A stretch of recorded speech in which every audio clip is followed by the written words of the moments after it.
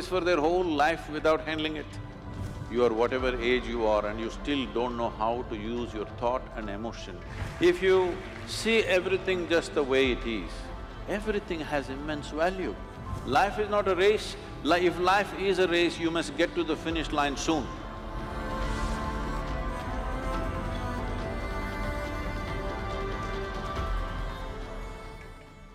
I often find myself in a situation where I'm not happy with myself. I compare my abilities, achievements, and even my appearance with that of others. And I think that's one reason for my low self-esteem. How do you think I can build up on my self-esteem and get rid of the self-hatred that I have? Well, this self-esteem, this self-confidence, all these things unfortunately have been sold a lot on the planet. Why do you need esteem? Why do you need esteem? Esteem is because you want to be little one-up on somebody else all the time. Unfortunately, our education systems were made like this right from kindergarten. Who is first, who is second, who is third? You want to be first. So, your sense of happiness is only when everybody is doing worse than you.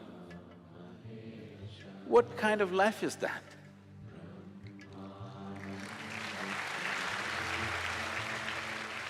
Why are we structuring our lives like this, that if everybody is doing badly, I will feel great? I think it's sickness. Hello? You think it's joy or sickness, please tell me. If all of you are doing badly, I feel great because I am number one now. No, this should go. From an early age, unfortunately, this is being imposed upon a child's mind that you have to be on top of everybody else. This is like, I want you to just imagine if this happened to other creatures. Let's say it happened to the plants and trees and animals. If an ant wants to become like an elephant, that is going to be a terrible ant-elephant, isn't it?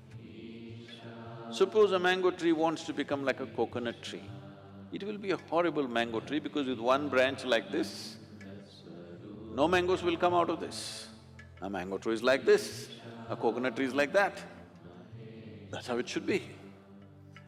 This has happened because in so many ways, people have put these things into your mind, what is good, what is bad, what is high, what is low, what is up, what is down. Because of this, you have never paid attention to every aspect of life in the sense, maybe humanities people and lawyers and what are you? Huh? Oh, the accounting people. You never paid attention to these things. I spend a lot of time paying attention to all kinds of creatures, ants and grasshoppers and worms and everything. If you observe, let's say an ant, or let's pick up something little more than an ant, like a grasshopper, it's easier to see him. If you look at him carefully, whoever created this grasshopper has paid as much attention to a grasshopper as they have paid to this one. Please pay attention and see. When the source of creation has given equal attention to ant and you, who the hell are you to think an ant is a lowly creature and you are some superhuman being?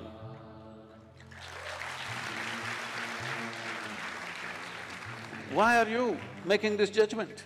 Creation has not made this judgment. You may think you're superior simply because you're in a blatant manner, you're walking on this planet, but that's not true. The fact of the matter is like this.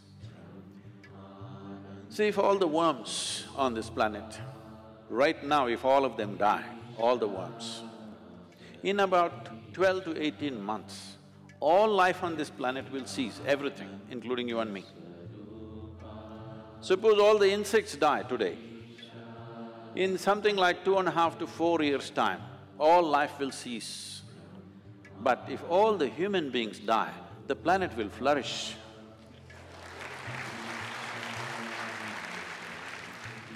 Yes, we make good manure. If human beings go away, right through this building trees will grow, isn't it? Yes or no? Everything will flourish. So, who the hell is telling you that you are the most significant life? This idea that the cosmos is human-centric is a stupid idea.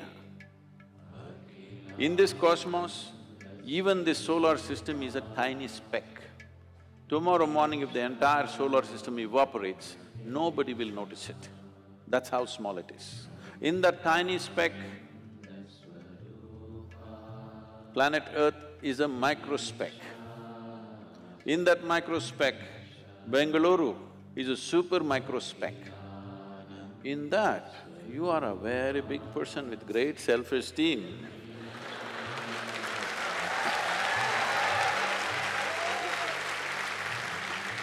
This is not a simple problem. People suffer this for their whole life without handling it. Essentially, it is just this. You have gotten yourself into a place where most human beings are in this place, you get yourself into a place where you cannot handle your own thought process and your emotion. That's all.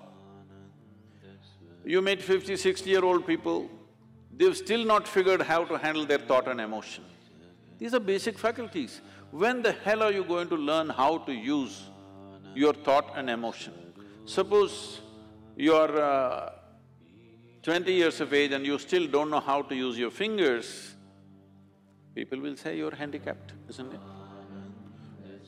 You are whatever age you are and you still don't know how to use your thought and emotion, are you handicapped too? Hello? Are you or are you not? You are, you're crippling yourself. Why has this happened? Is simply because you have made unnatural divisions in the existence, which don't exist anywhere else except in human mind. Yes? Nowhere else does it exist except in human mind. Because you're a little girl, can I call you a little girl? Yes, you can. I'm telling you the boys, she's not a little girl, for me, she's a little girl. When my daughter was growing up, she grew up with me traveling all over the place. When she was 3.5 months of age, she's traveling with me alone. I'm driving all over India with her in the strapped to the seat of the car.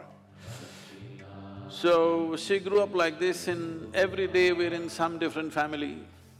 People are wonderful, but there is a problem with the adults. The moment they see a child, they want to teach the child something that's not worked in their life.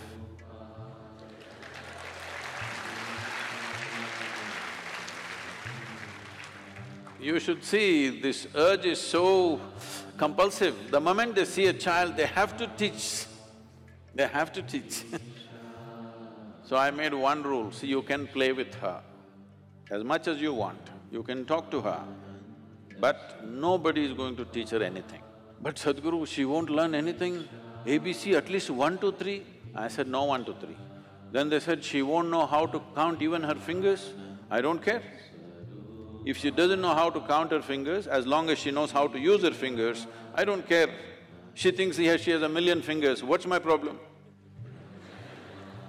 But they want to teach 1, 2, 3, ABC, Mary had a little lamb.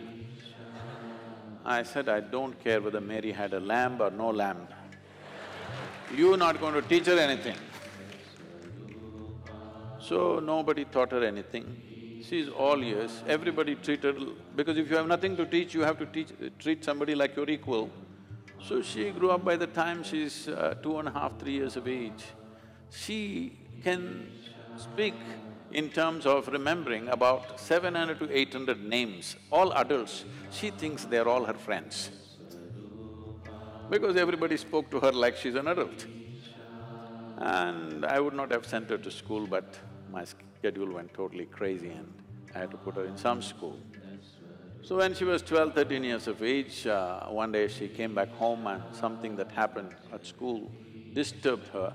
So she came and came to me and said, you're teaching everybody so many things, you're not telling me anything. I said, see, I don't do it unsolicited. Now that you've come, just sit down. This is all you have to know. Never look up to anybody. She looked at me like this, what about you, kind of thing. I said, especially me, because the moment you look up to me, you will miss it completely. If you look at me just the way I am, there is a lot of value to it. If you look up to me, what will you do? Probably take my picture and nail it to your wall, like you nailed so many people who are of value in this world. You just look at me for what I am, don't look up to me, and never look down on anybody.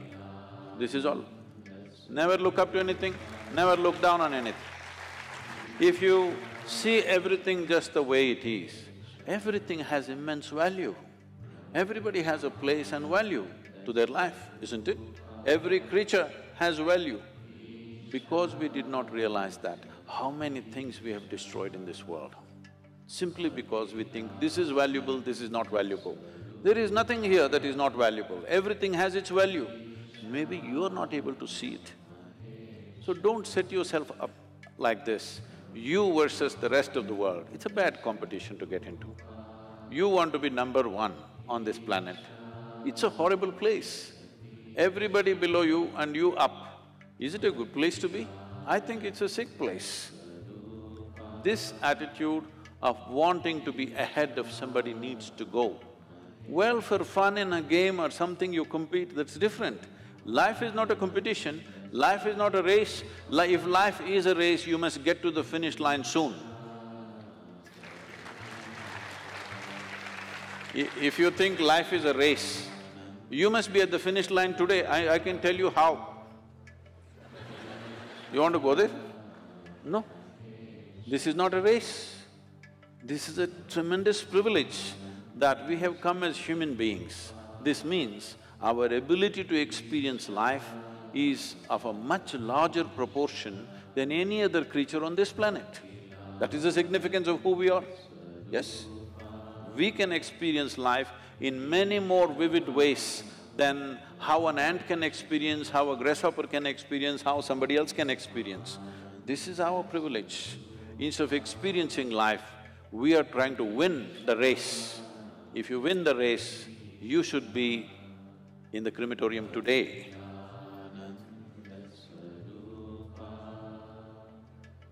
You don't need any self-esteem. In this culture, if you don't know this, there may be people with names like this, there will be one Ramadas, one Krishna Das, one whatever. What this means is people are consciously taking the name of being a slave, because a joyful, willing slave is a tremendous human being. Only somebody who's been enslaved by somebody is a different matter. But willingly, I'm willing to do whatever is needed in this world, is a wonderful slave, isn't it? I'm one.